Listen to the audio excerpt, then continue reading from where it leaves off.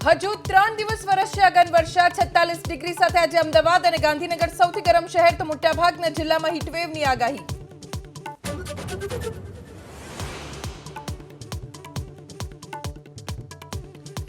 જૂને યોજાશે ગાંધીનગરમાં મેયર અને ડેપ્યુટી મેયરની ચૂંટણી। મહિલા અનામત હોવાથી ગાંધીનગરને મળશે મહિલા મેયર।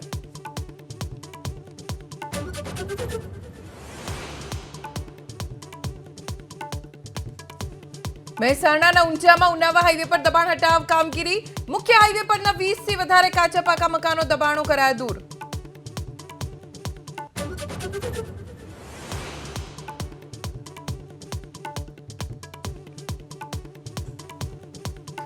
प्रधानमंत्री नरेंद्र मोदी हिमाचल मंडी थी कांग्रेस पर प्रहार, कहूं कांग्रेस की मानसिकता महिला विरोधी।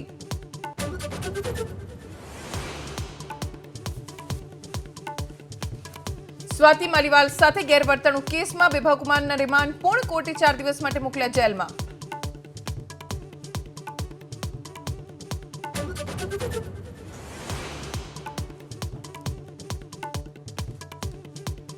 केदारनाथ में टળી मोटी दुर्घटना। टेक्निकल खामी बाद हेलिकॉप्टर इमरजेंसी लैंडिंग, पायलट सहित 7 लोगों आबाद बचाव।